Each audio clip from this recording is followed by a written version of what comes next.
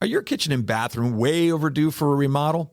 Well, I got the guy for you. Call John Sellers at First Response Contracting, 484-256-7136. Both residential and commercial services, and he's licensed and insured. Call him at 484-256-7136. First Response Contracting. Hello, this is Brad Weisman. You're listening to Real Estate and You, where every week we have somebody coming in talking about real estate, talking about mortgages, talking about title companies, all kinds of stuff. Well, today we have a guy that I have been trying to get on here forever, and he's been snobbing me off forever, and it's just amazing. I finally got him to come in here, and he's my good friend, Kevin Timochenko. And, you know, Kevin, every time I think your name, I think about real estate, actually. I see your name, and it's just real estate pops in my head. How you doing? Wonderful, Brad. Wonderful. Good. You look good. And you're past COVID and everybody's doing okay? Everyone's doing great. Excellent.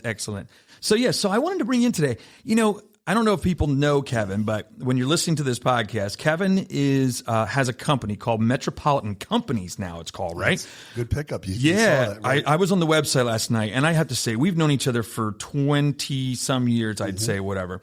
And I was on the website, and it blew me away. You're doing so much. Metropolitan Companies, correct me if I'm wrong, is a development company, a building company, and a management company. It's all those things together. But you have different companies within that company, correct? That's the umbrella company. That's the umbrella. So that's the one on top. So why don't you do this? Tell me your story. How did you get into investing in real estate? How far back do you want to go? I want to go back to the very beginning. I kind of remember you buying a 2-unit or something like that, you told me a story at one point about buying a property, and you were really nervous, and it was a big deal. Well, the first property I ever bought was a row home. Okay, in Reading, right? 743 Birch Street. You actually remember the address? Sure. Oh my gosh! It's when I moved. I moved here for a job in 1985. Okay. And I was looking for real estate. Gotcha. And I bought this house for $9,000. Wow. Out of bankruptcy. Wow. And what was the condition of the house? No running water. Oh my gosh. And no windows. Oh gosh. Wow. So I had to borrow $1,400 from my sister to buy it. Oh my gosh. I remember, going to that first settlement. And I've never been in a settlement. I was a 22-year-old kid. I thought, there's going to be big, ugly, hairy people there, and they're going to, so I have no clue what I was doing. Well, you don't know, right? You have no idea, right? My father was a school bus driver, so I wasn't raised in a real estate family, and bought it for $9,000. And the girl I was dating at the time, her father came and put all the plumbing in, which in a row home, it's only like 30 feet. Yeah, right, exactly. 15 feet in and 15 feet up. So That's it wasn't right. a lot. It's not a lot. Yeah. But it took me a few months to do that. And I tell people I took cold showers. Oh yeah, I can only imagine. For 3 months because I had no furnace. Hot water. I had no hot water. I couldn't afford the furnace yet. Oh my gosh. Hot water. So you're living in this place. Living in it. We're living in it. And, I was poor. Yeah. And like all poor people, you get your friends to help. It's right. funny. Of course. People don't help me now. Yeah. But they help me. They don't come so in. True, right? Exactly. Yeah. So all my college friends came and we painted the inside. That's funny. We painted the outside. And my next door neighbor, as luck would have it, worked for E.G. Smith. Oh, wow. Putting furnaces in. Boy, that's a good friend to have right there. So you put a furnace in for a case of beer. Oh, so my gosh. I finally had hot water. Wow. So I used to go to the Y. YMCA. Yeah, because they had the facilities. And I would just that's why I take a lot of my showers. I'd work out and just try to take How old are you at this point? 22. Oh, my gosh. 22, 23. And sold it. I was being transferred to New England. Oh, interesting. I knew this when I took this job for Cabot in Boyertown, and I sold it for $23,000 3 months later. Thought I was a millionaire. Yeah. Made $14,000. I never saw that kind of money. Right. But did something go off in your head at that point? Did something go, wow, this is pretty interesting? Did it hit you then or no? So, no, it hit me prior to that when I was in college. Okay. I knew I wanted to be an entrepreneur. I just didn't know what field to go into. And I, back in college in the 80s, the wealthiest people in the world were media, oil and gas, and real estate. Interesting. Well, the first two, I really sucked at English. So right. And I wasn't anywhere near oil and gas. I was going to say, not a whole lot of oil in Pennsylvania in this area. Yeah. So I knew I wanted to go into real estate. Wow. So that's the conscious decision that happened right there. Right. That's amazing. And totally amazing. As luck would have it, yeah, I moved to Berks County, which I never even heard of. And real estate was so cheap. Yeah, yeah. You know, I couldn't have done this in Montgomery County where I grew up. Correct. My first house would have been $120,000, which I couldn't afford. It was $9,000 a row home. That's an interesting point, is that it had a lot to do with location. Well, they always say real estate's location, location, location. So that had a lot to do with location. And then, so you go from that. Now, did you have in your mind, this is a question I thought of last night. Did you all of a sudden go, I want to be a real estate mogul then? Like did you know it was going to get to the level that it's at right now? Yeah. You did? Yeah. Interesting. You don't know exactly. So the vision was there. Vision was there since I was 7. Wow. Yeah. Interesting. You know, I tell people this without sounding weird or corny or whatever. No, not at all. You know, I think like there's certain people who just have that vision and you know, make it come. Like whether it's Barbra Streisand in music or like they know at a very young age who they're going to be. Yeah. I just knew I was going to be that. I didn't know the form because you're a young kid and you Absolutely. don't know, but I just knew I was going to get there. Well, you know what it is? I think you figure out the rest. If you have that, if there's that thing out in front of you, you don't know where the rights are going to be or the lefts are going to be. You don't know any of that stuff, but the vision is there. Yep. And you just know that every choice and every decision you make in life is still in the path to get to where you want to be. Very good point. Right? That's exactly. Yeah. So it's funny. I'm reading this book right now. It's called The Psychology of Money. Mm-hmm. And it's a really good book. And the guy talks about that is that, you know, you're going to have setbacks. You're going to have different things along the way. But if you're still focusing on that goal, you know, that's what's most important. What's interesting also, Brad, is when it's in your being. Oh, yeah. Absolutely. People now are attracted to you, and every time they talk to you, it's about real estate. I agree with that 100%. Yeah, because that's who you are. That's who you are. You can't be anything different than that. Me, right? Yeah, absolutely. The first thing you think of is real estate. Right. Absolutely. First thing I think of, apartments, actually. Not my good looks. I think of apartments first. Well, that's Jess thinks of that, of course, first, you know. But no, it's usually just apartments is what I think. When I see big complexes, I think of you. I wonder if Kevin's involved in that. Does he own that? You know, who knows? I'm always looking to see if Metropolitan's involved there. So now this has moved on. Now you have other companies. One's the Metropolitan Management Group is one that's been around for quite some time. It was 1995 or something. That's the one I remember. Then now you have a development group, a building group, and a commercial development type of a company. So you're doing commercial. The development thing is what I saw is taking off like crazy. I mean, you're developing land all over the place. That's a lot different than apartments. Yeah. So how we got into that, how it morphed all into this was, you know, I got lucky also, you know, when in 1986, when they changed the tax laws. Now, you might be too young to remember that. I don't remember that. Before 1986, wealthy people owned real estate for the tax write-offs. Gotcha. Mm-hmm. So in 1986, they just write them off. They'd buy $1 million property, write it off in 5 years. Oh, wow. So they're trying to write off their income as a doctor or lawyer or whatever that was. Yeah. So in 1986, they changed the tax laws. And therefore, real estate had to become self-sufficient. You had to make money on your own. Right. So I happened to hit that right in stride. And people started selling all the real estate. Ah, yes. Because they weren't getting the same write-offs. Right. So it didn't mean as much to them as it meant to you now. Well, right. Because they didn't get the write-offs. You actually had to make money. They didn't care about making money. Right. Got it. Right? Totally get it. So my first 5 or 6 properties were out of bankruptcies. Like I bought Washington Towers. Berkshire Gardens out of bankruptcy, Wyomissing Gardens out of bankruptcy. I remember all these, yeah. So I bought them all out of bankruptcy because back in 1991, no one wanted to own apartments. It was a dirty business. Wow. Today, it's a very sexy business, right? Everyone wants to be in an apartment. I mean, everyone, right? Yeah. So, but I've been doing it for 35 years back when no one wanted it. Stay with us. We'll be right back. Are you tired of looking at your car covered in road salt and winter grime, or not quite getting the results you would like to see from the car wash? Well, I've got just the solution for you. The Detail Shop, your go-to destination for premium auto detailing. And you got those at a good foundation, too. You got those at a price of that time. Yeah, I bought Wyomissing Gardens at $8,000 a unit. Oh my gosh! Are you kidding me? Back in 1981, it's not even. I mean, what is? I don't even know what it is today. Do you have time for me to tell you that story? Absolutely, go ahead. We got time. Somebody walks into my office. I'm at the Metropolitan building that I owned in Center Park, Center Avenue. Center Avenue. Yeah, I know what you mean. And they said they were being evicted from their property. I said, "Where do you live?" They go, "Brookline Manor." I go, "What do you mean you're being evicted?" Well, the government's taking it back. Yeah, I remember that. So again, a light bulb goes off in my head. I'm like, the government's taking it back. So I did a little research. It was going up for a HUD sale. So I tried to get in front of the HUD sale and offer them money. And I was almost at the finish line. At the very end, we had a contract. And at the very end, they go, no, we found another $500,000 in taxes you have to pay. I go, I ain't doing it. So I was going to pay them $2.3 million. Right. So the government didn't sell it to me. They took it back. And then they put another $1 million into it. Wow. And we're at an auction. So now they're putting it for auction, a year later, whatever it was. There's 3 people there. You had to give $100,000 certified check just to bid. And there must have been 100 people there. And I'm only 25, 26 years old. Oh my gosh. And the first guy bid like $100,000. And I'm like, okay, I went to 700,000. Then there was only me and one other guy who bid. And there was 13 bidders who gave $100,000. They never bid. But anyway, maybe it wasn't 13, maybe it was like 6 guys. Yeah. But he went, 900 and went 925. He went 1.1, I went 1.125. He went 1.3, I went 1.325. Going. Way.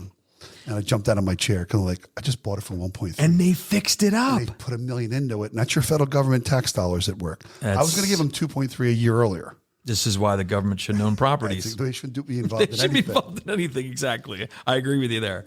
So, yeah, that's an amazing story. And you still have that property, right? Yeah, I still own it. Yeah. And it went from Brookline to being Why Missing Garden. Which is another funny story. You changed the marketing of it. I changed the name. Changes I must everything. have got 8 phone calls from people on Why I'm Missing going, you can't do that. I said, listen, lady, I'll call it the goddamn state of Texas if I want. You can't. She goes, you're not in Why I'm Missing. I'm the next block over. I go, no, it's Why Missing. It's Why Missing. It's Why Missing. Yeah, you can't tell somebody how to name the property. Exactly. I got so many phone calls from people on Why I'm Missing. I'll call it Texas Apartments. That's good. Oh, that's some good stuff, man. What a great story. So, yeah, let's keep going. This is good. So let me go into, you have all these development companies now. Now, also, you have another thing called, I don't know if this is you, but Modus Equities. Is that you guys too? It's another division, yeah. It's another division, right? Yeah. And they're buying. That's a buying entity also. It's another commercial buying entity. Right. Because I see it on the D&B office there. I see it on their sign there. So, but so that's another company there. And so how's that going? Awesome. Good. Yeah. Excellent. I have 2 partners there, Brian Cole and Dan Gring. Okay, so that's D&B. Right. Excellent. They're everywhere. I mean, I see their signs all over the place. So they must be doing. I want to actually have them both come in here and do a podcast because I have another seat here. They're great guys. They're great partners. So 2 years ago, Brian's not involved in D&B as much. But 2 years ago, we merged our company. I used to have my own apartment building company. Right. And so D&B and us merged. Oh, cool. So awesome. That's why we're growing. It sounds like a good merge. It was a phenomenal merge. Yeah, that's what I thought. Yeah, and I've heard about that, which is great. I think we would have done in 2019 $40 million.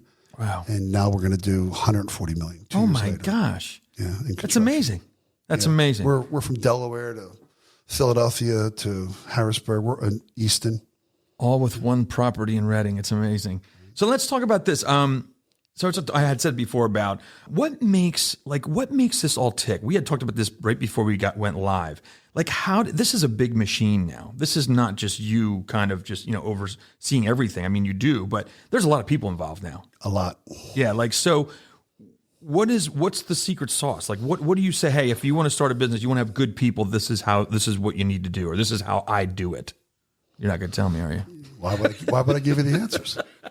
You don't like to give me secret sauce answers, I guess. I don't know if there's one answer for it. For me, I don't even know if this is an answer or not. But when I was first building the company, I was so cheap and I drove every nickel, as you know. I remember my reputation. Yes, you have a reputation. Yes, it does. About how cheap I was. Red Solo cups. You could tell that story another day. Right. So what I realized later on is not to be so cheap and to share in some of the wealth. Mm-hmm. So over the last 5 to 10 years, I made people equity partners. Oh, that's cool. And I've given away the wealth, and it's their company. It's part of their company. They're partners in it. Yeah. I don't need to drive all these divisions. I have partners who drive them for me. Yeah. So and that is brilliant. I mean, it's profit sharing basically, or if you want to call it that. It is. But what's nice about that is that the ownership, when somebody has ownership in something, it's amazing. Like I always say when I hear, people say they're paying for all their kids' college. That's great. That's all wonderful. But I also believe there's got to be some kind of buy-in, whether they pay for their food or pay for something. I always feel that when you're getting something, you should have some kind of buy-in because it means more to you when you have buy-in. So when you have somebody like that you're making part of equity partners, when the company's losing, they're losing. When it's winning, they're winning. And I think that's great. I didn't realize you were doing that, and that's awesome. Well, I do it not with all my divisions, not the apartment division. No, forget that. Right.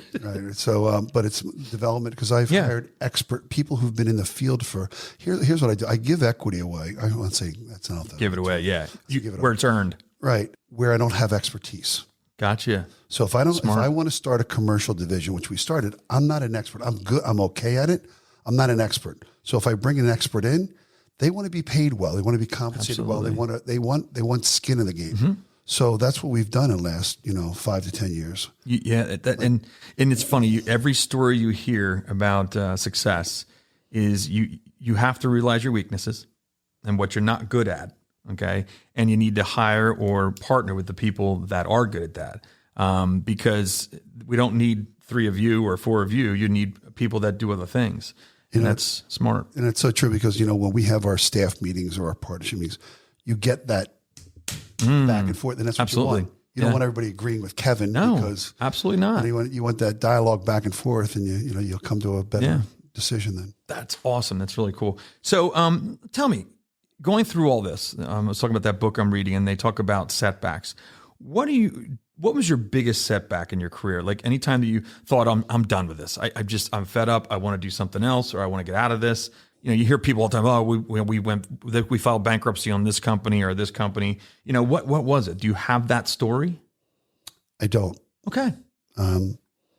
That's awesome. It's in my blood. I mean, I could go bankrupt tomorrow and start in real estate tomorrow. It's funny. The next day, it's so true. It's just, so I've never really had a business setback. I've had a personal setback. Yeah. Okay.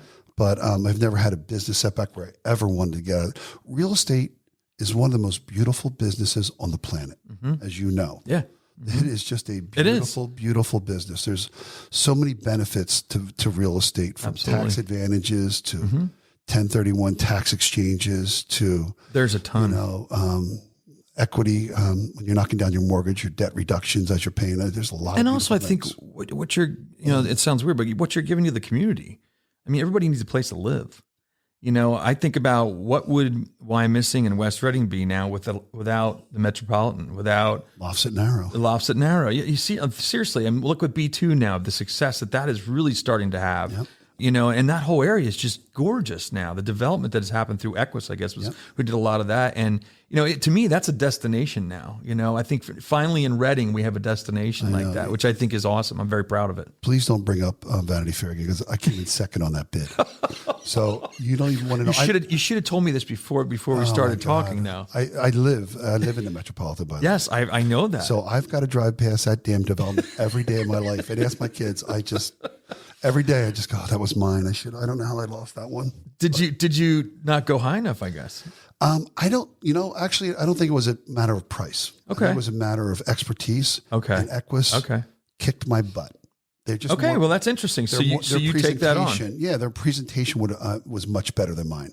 More professional. Now, did you learn from that? Oh my God! Now with the staff I have, and in fact, I just beat them out on a big deal, and it was like, I don't celebrate often. I celebrated that one because beating Equus out on a deal, that's a big deal, because they're a few billion-dollar companies. Yeah, they're a big deal. To choose me versus them, that was a pretty cool feeling. But you learned from that other one. That's cool. That's how you have to be.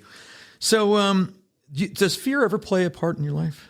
Do you ever have fear about, or sit there and go, oh man, this is making me nervous I just bought this, or anything like that? Like, is there any fear? All the time. Really? Every single day. Get out of here. Yeah. I tell people, I don't know if it's necessarily as true today as it was for the first 30 years. Yeah. I wake up every day thinking I'm going broke. Interesting. Yeah. You wake up every day thinking you're going broke. Yeah. Now, is that something that drives you? It does. Is that on purpose that you wake up that way? No, it's just, I wake up, just afraid I'm going to lose it all. Interesting. Yeah. Has that always been there? Always.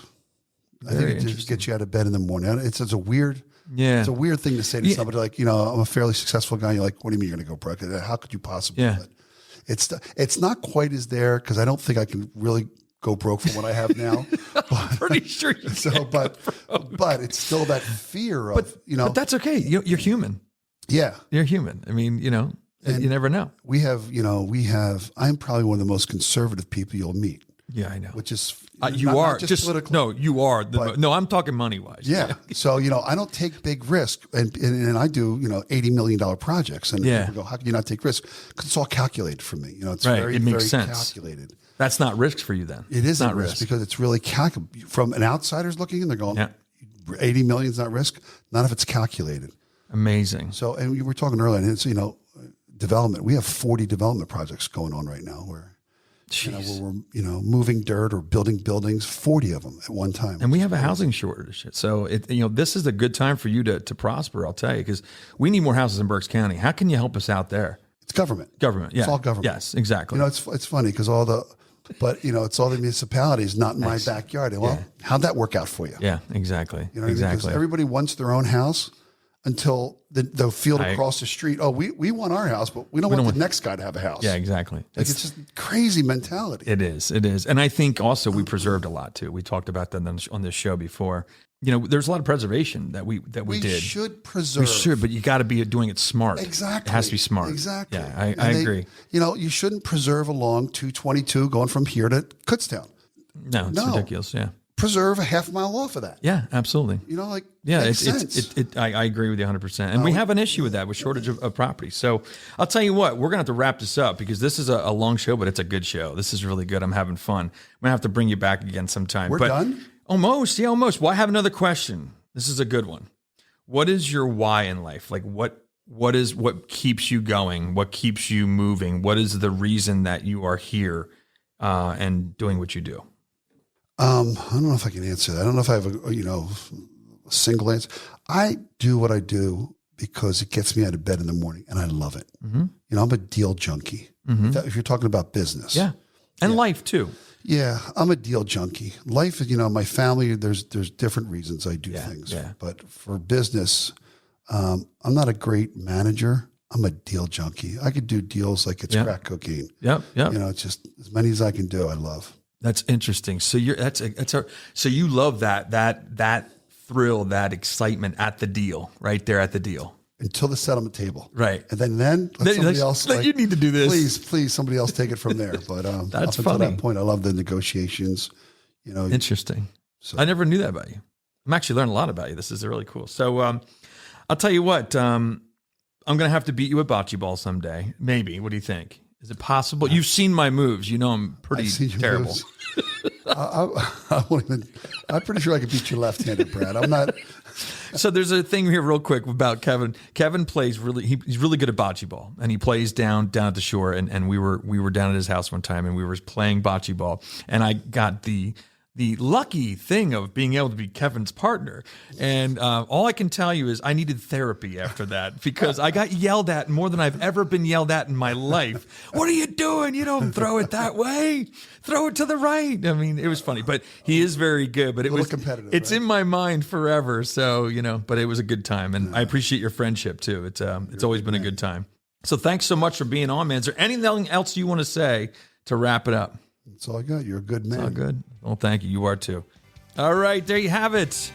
Kevin Timochenko from Metropolitan Companies and all kinds of companies. I shouldn't even just say one.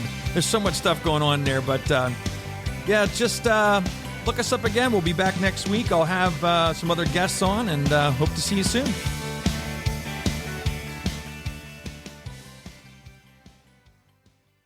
Are your kitchen and bathroom remodels a little overdue? Well, now's your chance to call First Response Contracting. John Sellers will take care of you.